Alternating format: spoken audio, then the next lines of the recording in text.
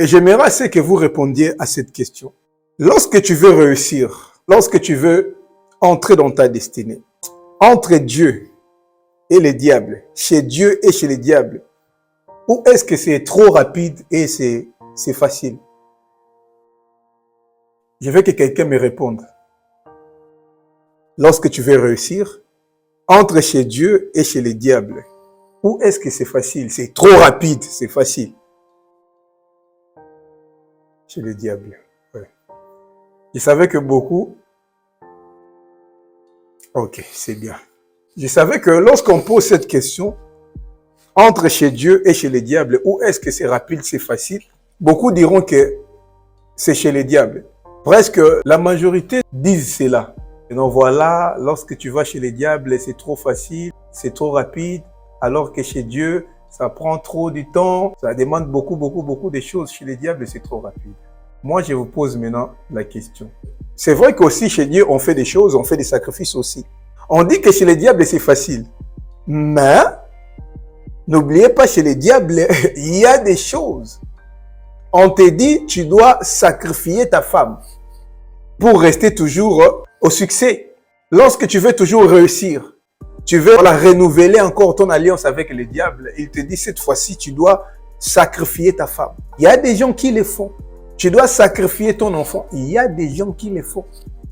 Parce que il veut réussir. Il y a des gens qui ne dorment pas la nuit.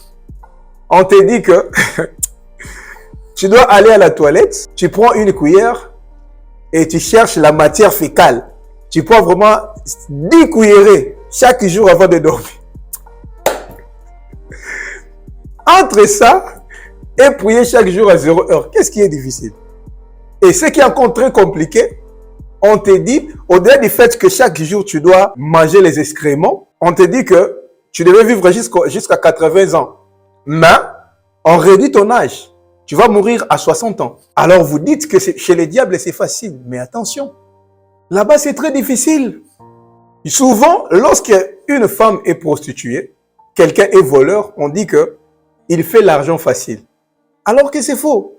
Être un voleur, mais c'est un travail à risque. C'est un travail à risque. On peut t'arrêter à tout moment.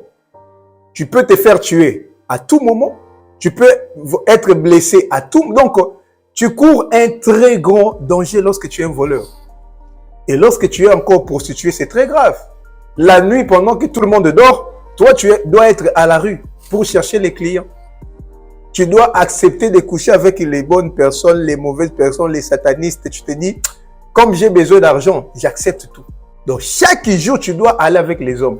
Même avec le mari qui t'a épousé, c'est très difficile d'accepter chaque jour. Mais toi, on te dit, il faut que tu puisses aller chaque jour avec les hommes. Et pas seulement un seul homme, avec plusieurs hommes à la fois. Même au monde, même quand tu es malin, tu es prostitué, tu es voleur, c'est très difficile. Il y a des sacrifices que tu dois faire. Beaucoup qui viennent en Jésus ne comprennent pas qu'il y a des sacrifices que tu dois faire dans la vie. Même chez Dieu, il y a des sacrifices. Nous disons que chez Dieu, c'est très difficile. Non, c'est faux. Chez les diables, c'est encore pire.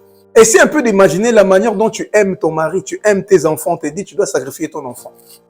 Essaie un peu d'imaginer comment tu aimes ta mère. On te dit, tu dois sacrifier ta mère. Mais qu'est-ce qu'on nous demande chez Dieu? On te demande de jeûner. On te demande de prier. Prier beaucoup, fais même une retraite d'une semaine. On te demande d'offrir à Dieu. C'est ça vraiment qui est très, très difficile. Et malheureusement, beaucoup d'enfants de Dieu n'arrivent pas à avoir ce dont ils ont besoin parce que ils oublient que dans le monde, que ce soit chez les diables, même en Dieu bien-aimé, il y a des sacrifices que tu dois faire si tu veux atteindre une certaine dimension. Il y a certaines choses, si tu veux les avoir bien-aimés, il y a un prix à payer. Mais beaucoup d'enfants de Dieu veulent avoir des choses. Ils veulent entrer dans leur destinée sans payer les prix, sans faire des sacrifices. Bien-aimé, sans les sacrifices, tu n'auras rien. Toi, tu as des combats. Tu sais très bien que tu as des combats. Qu'est-ce qu'on te demande? On te dit, sois conscient de tes combats. Cherche Dieu en profondeur.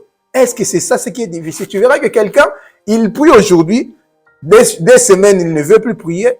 Une semaine encore, il vient prier. 2 mois encore. Bien-aimé. Alors que tu dis que chez les diables, c'est facile. Là-bas, on mange tous les jours la matière fécale, chaque jour. Et tu dis que là-bas, c'est facile. Non. Malheureusement, les gens qui partent chez les diables, ils comprennent facilement et ils font facilement des choses parce qu'ils savent que le diable est méchant. Si tu ne le fais pas, ça risque d'être compliqué. Mais nous, comme nous savons que Dieu est suffisamment bon, on s'est dit, voilà, même si je ne le fais pas, même si je pêche aujourd'hui, et toi-même tu te retardes, sans les savoir. Bien aimé, nous allons voir dans la Bible, il n'y a personne que Dieu a élevé. Il n'y a personne que Dieu a utilisé puissamment qui n'a pas payé les prix. Il n'existait pas. Il n'existait pas, bien aimé. Personne dans la Bible, Dieu a utilisé puissamment, Dieu a élevé, qui n'a pas payé le prix. Il n'existait pas. Bien aimé, nous parlons d'Abraham. Nous disons qu'Abraham, c'est notre père de foi. Commençons même par lui. Nous disons tous qu'Abraham, c'est notre père de foi. Bien aimé. Mais avec quel prix? Quel prix Abraham a payé? Nous allons lire la Bible. Peut-être vous dites, voilà, depuis qu'il a commencé, aujourd'hui, il ne lit même pas la Bible, il ne fait que parler. Ok, lisons la Bible. Genèse chapitre 22, verset 6. La Bible dit, Abraham prit le bois pour l'Holocauste, les chargea sur son fils Isaac et porta dans sa main les feux et les couteaux. Et ils marchèrent tous deux ensemble. Alors Isaac, parlant à Abraham, son père, dit, mon père. Et il répondit, mais voici. Isaac reprit, voici les feux et les bois, mais où est l'agneau pour l'Holocauste? Bien-aimé, Abraham, c'est quelqu'un qui était avancé en âge, lui et sa femme. Et malheureusement, il n'avait pas d'enfant. Dieu lui a fait la promesse, mais malheureusement, il n'avait pas toujours d'enfant. Et jusqu'à un âge très avancé, Dieu a quand même donné un enfant. La chose la plus précieuse qu'Abraham avait, c'était son fils Isaac. C'est Dieu qui lui a donné Isaac, mais un jour, Dieu lui demande les fils qu'il lui a donnés, les fils qu'il aimait tant. Abraham s'est dit, comme c'est Dieu qui me les demande, pour lui, je vais le faire. Mais qu'est-ce que tu peux faire pour Dieu? Tu peux aller jusqu'où pour Dieu? Quel est le sacrifice ultime que tu peux faire pour Dieu? Quelles sont les choses que tu peux abandonner, tu peux laisser tomber, tu peux accepter de perdre pour Dieu? Je ne pense pas que lorsqu'on te dit, tu dois abandonner l'impudicité, c'est très difficile que de donner ton unique fils à Dieu.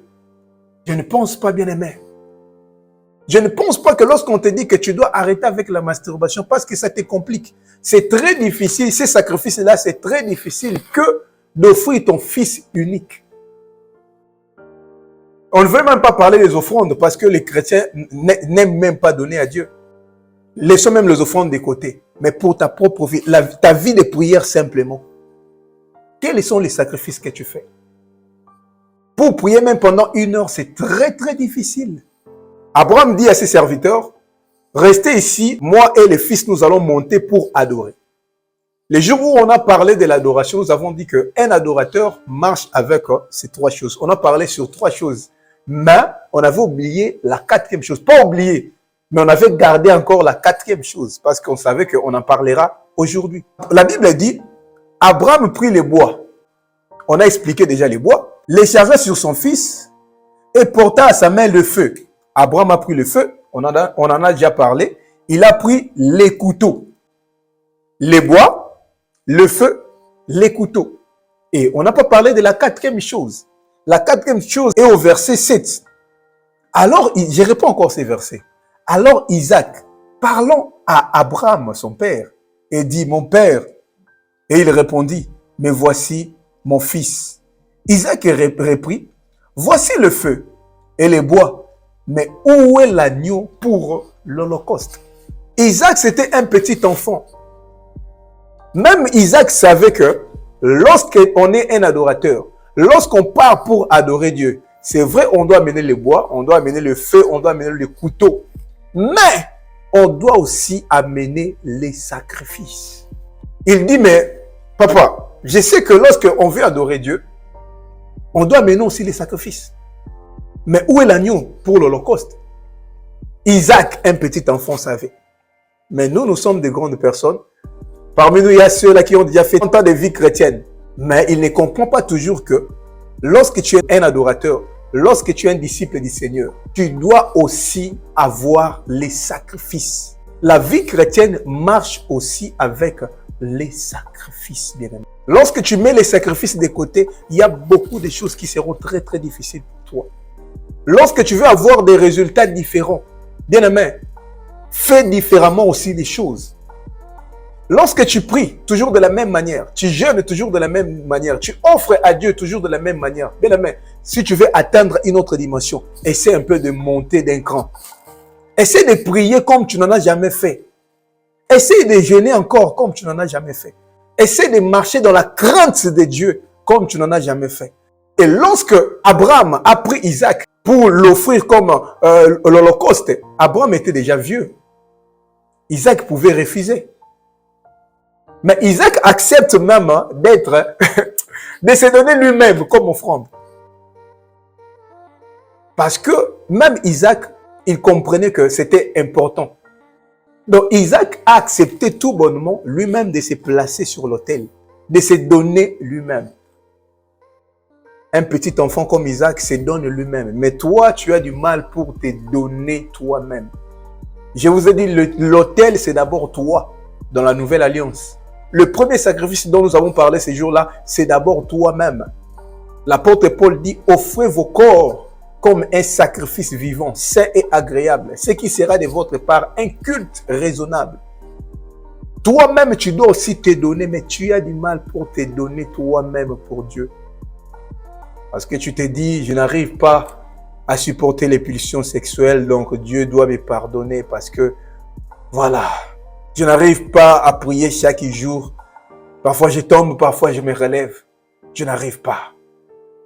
Abraham a compris que lorsqu'on est un adorateur, on doit amener aussi les sacrifices. Pour être appelé père de la foi, c'était le prix à payer.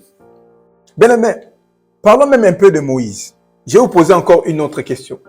Moïse a jeûné pendant combien de jours? Répondez-moi. C'est vraiment une question? Répondez-moi. Voilà. Moïse a jeûné pas seulement 40 jours, 40 nuits. Moïse a jeûné 2 fois 40 jours. 2 fois 40 jours. Nous allons lire la Bible. Peut-être que vous n'avez pas encore lu ces passages. Exode chapitre 24, verset 12. Je vais donner beaucoup de passages, il faut écrire parce qu'on n'aura pas le temps de répondre. Exode chapitre 24, verset 12. J'ai lu au nom de Jésus. L'Éternel dit à Moïse, monte vers moi sur la montagne et reste là. Je te donnerai les tables et les pierres, la loi et les ordonnances que j'ai écrites pour leur instruction. Moïse s'éleva avec Josué qui les servait. Et Moïse monta sur la montagne de Dieu. Là, nous sommes au chapitre 24, le 12e verset. Nous lisons maintenant le verset 18. Moïse entra au milieu de la nuée et il monta sur la montagne. Moïse demeura sur la montagne pendant 40 jours et 40 nuits. Dans le chapitre 24, verset 18, on dit déjà que Moïse demeure dans la présence de Dieu pendant 40 jours et 40 nuits. Dans le chapitre 25, 26, 27, ainsi de suite, Dieu lui a montré les choses qu'il devait faire, comment il devait construire les tabernacles et tous les ustensiles et ainsi de suite. Et dans le chapitre 32 maintenant, chapitre 32, Moïse commence maintenant à rentrer au camp pour leur présenter ce que Dieu, les tables de pierre que Dieu lui avait données. Dans le verset 19 du chapitre 32, écoute ce que la Bible dit. Et comme il approchait du camp, il vit les veaux et les danses. La colère de Moïse s'enflamma et jeta de ses mains les tables de pierre et les brisa au pied de la montagne. Donc, lorsque Dieu a donné à Moïse les tables de pierre, après 40 jours et 40 nuits, quelque temps après, Moïse est rentré maintenant au camp pour leur présenter les lois que Dieu avait écrites. Déjà de loin, il entend des sons. Il comprend qu'il y avait des cris, il y avait des danses, comme si le peuple d'Israël qui était resté au camp célébrait quelque chose. Et lorsque Moïse s'approche, il comprend que les enfants d'Israël ont fait un veau d'or. Comme Moïse tardait à revenir, ils ont fait un veau d'or et ils ont commencé à l'adorer comme Dieu. Moïse s'est énervé et la Bible dit Moïse a jeté les tables de pierre que Dieu lui avait données. Et les tables de pierre se brisa. Après cela, nous allons continuer de lire. Nous voyons dans le verset 29, toujours du chapitre 32, Exode chapitre 32, verset 29, Moïse dit, consacrez-vous aujourd'hui à l'Éternel, même en sacrifiant votre fils et votre frère, afin qu'il vous accorde aujourd'hui une bénédiction. Moïse dit aux enfants d'Israël, quand vous avez fait ça, consacrez-vous aujourd'hui à l'Éternel, même en sacrifiant votre fils et votre frère, afin qu'il vous accorde aujourd'hui une bénédiction. Ils ont péché contre Dieu. Moïse leur dit, consacrez-vous à Dieu, parce que ce que vous avez fait, c'est grave. S'il faut offrir même votre frère, bien votre enfant, faites-le. Dans notre passé, on a fait des choses abominables.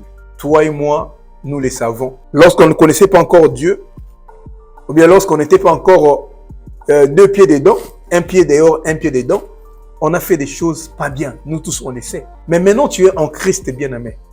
Tu ne peux pas te consacrer à Dieu. Tu ne peux pas t'offrir à Dieu. Tu ne peux pas offrir à Dieu ton temps, juste pour que tu puisses avoir la bénédiction. Parce que parfois, les choses que tu as fait, c'est là, t'as maudit. Tu as fait des choses abominables. Mais le moment est arrivé où tu dois chercher Dieu en profondeur pour que Dieu t'accorde la bénédiction. On voit que ce n'est pas facile. Moïse leur dit, s'il faut sacrifier même votre frère ou bien votre enfant, faites-le. Mais toi, Dieu ne te demande pas ton enfant. Parce que Jésus-Christ est déjà mort à la croix. On ne peut pas offrir encore nos enfants. Toi, Dieu ne te demande pas ça. Dieu te demande simplement de marcher dans la sainteté. C'est ce que Dieu te demande.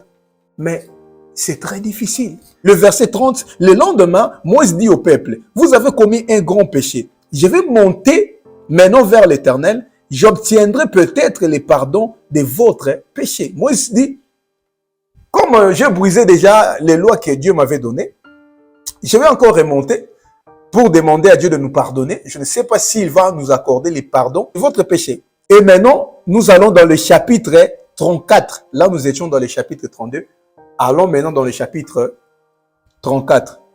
Au chapitre 34, verset 1, l'Éternel dit à Moïse, taille des tables de pierre et j'y écrirai les paroles qui étaient sur les premières tables que tu as brisées. Dieu demande à Moïse de refaire encore les tables de pierre pour qu'il écrive ce qui était écrit sur les premières tables que Moïse avait brisées. Toujours dans le même chapitre, chapitre 24, le verset 28 maintenant. Moïse fut là avec l'Éternel 40 jours et 40 nuits. Il ne mangea point de pain et il ne but point d'eau. Et l'Éternel écrivit sur les tables les paroles de l'alliance, les 10 paroles. Moïse, pour avoir la loi de Dieu, Moïse devait jeûner pendant 40 jours et 40 nuits. Et malheureusement, à cause du peuple, il brise les tables que Dieu lui avait données. Moïse les refait encore. Donc, en tout, 80 jours et 80 nuits. Aujourd'hui, bien aimé, lorsqu'on parle des prophètes en Israël, bien aimé, tu ne peux pas blaguer avec Moïse. Dieu dit à Aaron et à Myriam, le jour où Aaron et Myriam se sont énervés contre Moïse, en disant que voilà, toi tu nous as dit on ne doit pas se marier aux étrangers, mais toi-même tu as pris une femme étrangère. Dieu leur demande, qui êtes-vous pour juger mon serviteur Moïse? Il leur dit, si un jour je parlerai à un prophète, ça sera par un songe, par une vision. Mais Moïse, je lui parle face à face. Je lui parle sans énigme. Mais à quel prix? À quel prix? À quel prix, bien-aimé? Mais avant d'aller plus loin, je veux dire, on va parler un peu sur ce qui est arrivé ici.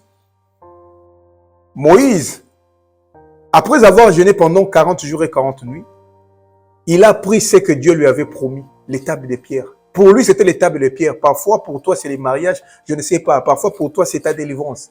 Mais lorsque Moïse descend, le diable vient tenter Moïse. Tu vois, Moïse descendait avec les tables de pierre. Mais il y avait une tentation lorsqu'il a fini son jeûne. Il y avait une tentation qui l'attendait.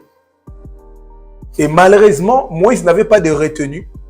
Il a brisé ce que Dieu lui avait donné. C'est ce que je vous ai dit ces jours-là. Lorsque tu pries, tu jeûnes, tu fais un service de jeûne. Il faut savoir que dès que tu descends, il y aura une tentation, le diable viendra pour te tenter. Et si tu n'as pas la retenue, tu vas perdre ce que tu as gagné dans la présence de Dieu. C'est ce qu'on explique chaque jour. Et c'est ce que toi aussi tu fais chaque fois. 3 jours de jeûne, tu viens, tu jeûnes, tu pries. Mais lorsque tu descends, il y a une tentation. Et malheureusement, sans discernement, tu cèdes à la tentation. Et c'est par là que tu perds ce que tu as gagné dans la présence de Dieu. Tu perds la délivrance que tu as gagnée dans la présence de Dieu. Tu perds la bénédiction que Dieu t'avait donnée pendant le jeûne. Et tu as comme l'impression que tu n'as rien. On a prié, mais on n'a rien. On ne voit pas la main de Dieu. Voilà, on jeûne, on prie, on fait des sacrifices, mais il n'y a rien. Alors que lorsque tu étais dans la présence de Dieu, Dieu t'a accordé cela. Mais juste après, il y avait une tentation et toi, tu n'avais pas de discernement. Tu l'as perdu. Et bien aimé, surtout si tu es colérique, fais attention, tu dois chercher la délivrance de Dieu. Que Dieu t'accorde sa délivrance. Parce que à cause de la colère, tu perdras beaucoup de choses. La colère, c'est un moyen pour ouvrir les portes au diable. C'est un accès libre pour que le diable te détruise. À cause de la colère, bien aimé, tu feras beaucoup de mauvaises actions. Moïse a souffert pendant 40 jours et 40 nuits. Mais malheureusement, à cause de la colère, il a perdu ce qu'il avait gagné avec tant de souffrances. Il faut avoir la retenue, bien aimé. À cause de l'impudicité, tu peux perdre ce que tu as gagné dans la présence de Dieu. À cause de la masturbation, tu peux perdre ce que tu as gagné dans la présence de Dieu. À cause de la colère, bien aimé, colère, tu peux perdre ce que tu as gagné dans la présence de Dieu. Tu fais beaucoup de sacrifices, tu pries, mais après, tu ouvres encore les portes. Après quelques temps, c'est toi qui diras que non, chez les diables, c'est facile. Non, là-bas, ce n'est pas facile. Là-bas, tu blagues, tu meurs. Bien aimé, qu'est-ce que je veux dire encore, même pour Joseph? Qu'est-ce que je veux dire pour Joseph? Dieu l'a élevé parmi ses frères. Il a été très haut placé, plus que tous ses frères. Mais avec quel prix? Avec quel prix? Non, moi, je ne supporte plus. J'en ai marre. On fait tout. J'ai craint Dieu, mais il n'y a rien. Mais toi, est-ce que les tentations auxquelles tu as été exposé, c'est plus que Joseph? Est-ce que tes épreuves, c'est plus que celles de Joseph?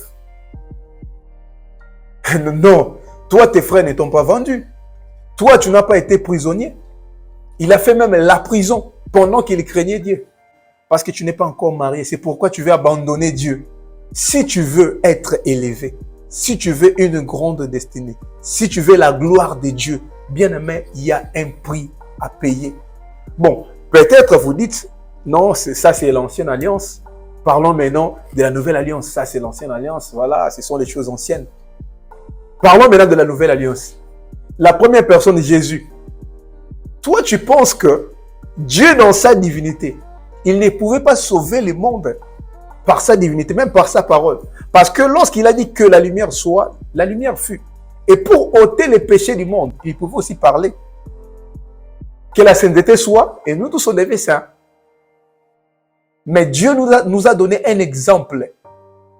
Il dit non, non, non. Lorsque tu veux être souverainement élevé, tu dois accepter la croix. Tu dois accepter la croix. Tu dois accepter la croix des calvaires. La Bible dit, Dieu s'est humilié lui-même en acceptant de mourir à la croix, de prendre la forme humaine. C'était une humiliation pour Dieu. Mais Dieu l'a accepté pour être souverainement élevé. Bien aimé, il n'y a pas la gloire sans la croix. Si Jésus l'a accepté, Jésus lui-même est descendu sur terrain, c'est pour nous montrer l'exemple que si tu veux être souverainement élevé, il y a un prix à payer. Dieu, son propre fils, nous sommes des fils par adoption, mais son propre fils, pour être souverainement élevé, il devait payer les prix. Jésus est mort pour nous libérer. Jésus est mort pour que nous allions au ciel. Lorsque tu crois en Jésus, c'est fini, tu as la vie éternelle. Lorsque tu crois en Jésus, la Bible dit, voilà car Dieu a tant aimé le monde qu'il a donné son Fils unique, afin que quiconque croit en lui ne périsse point, mais qu'il ait la vie éternelle. Lorsque tu crois en Jésus, tu as la vie éternelle. Mais si tu veux la puissance, bien-aimé, tu dois payer un prix. Si tu veux la bénédiction, bien-aimé, il y a un prix à payer. Non, Jésus a jeûné déjà pour nous. Nous, on ne doit plus jeûner parce que Jésus a déjà tout fait pour nous. Non, bien-aimé, Jésus a accepté la mort pour que tu puisses avoir la vie éternelle. Mais d'autres choses, bien aimé, tu dois te sacrifier. Bon, lisons la Bible. Parce que lorsqu'on parle comme ça, on se dit, mais voilà, il parle beaucoup. C'est écrit où? Matthieu chapitre 16, verset 24. On a déjà parlé aussi de ce thème. Matthieu chapitre 16, verset 24. Alors Jésus dit à ses disciples, si quelqu'un veut venir après moi, qu'il renonce à lui-même, qu'il se charge de sa croix et qu'il me suive. C'est lui qui l'a dit, ce n'est pas un apôtre, c'est Jésus lui-même. C'est lui qui est mort pour nous. Mais peut-être vous allez dire non, peut-être l'apôtre Paul n'avait pas bien compris, l'apôtre Pierre n'avait pas bien compris. C'est lui qui dit ça, c'est Jésus lui-même. Jésus pose des conditions. C'est vrai, je vais mourir pour vous, mais si quelqu'un veut me suivre, il doit renoncer à lui-même. Oh non, je n'arrive plus à supporter, voilà. Bien aimé, personne n'est mort à cause des pulsions sexuelles. Personne.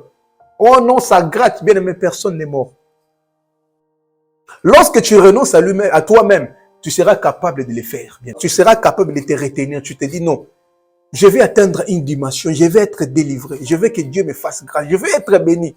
Non, je dois arrêter avec ces choses. Je dois renoncer à moi-même, renoncer à mes sentiments, renoncer à toutes mes pulsions. Je veux d'abord suivre ces dieux jusqu'à la fin pour voir ce que ça va donner.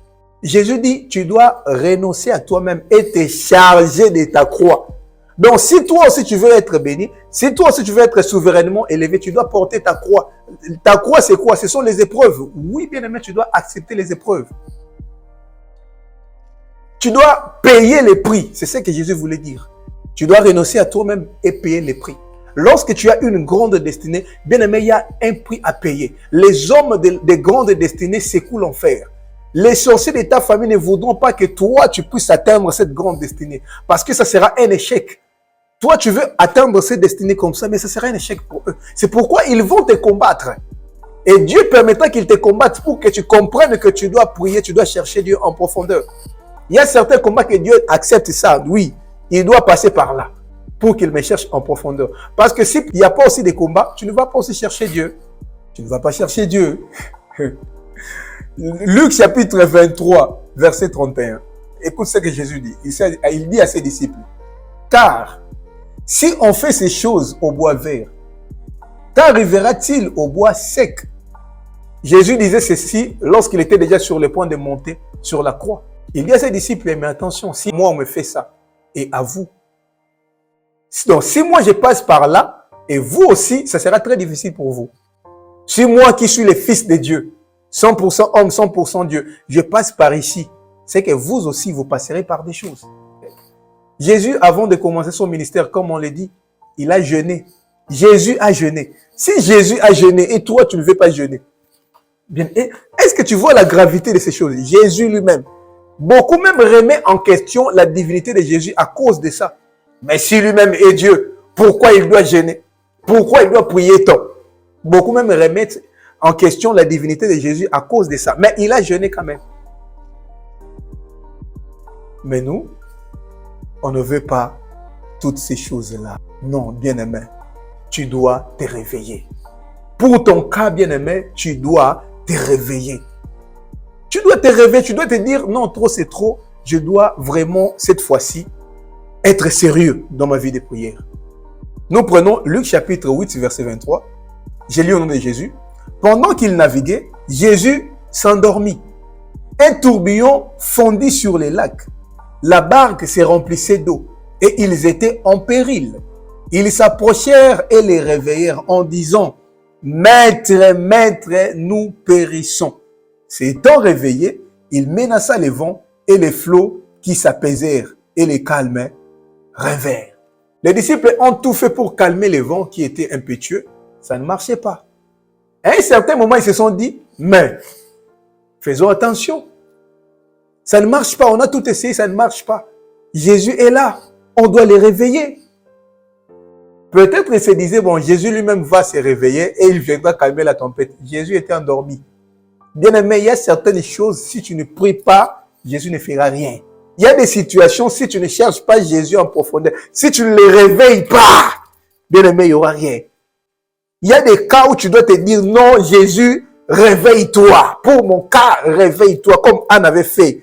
Anne s'est dit, aujourd'hui, si tu ne fais rien, je ne sortirai pas d'ici.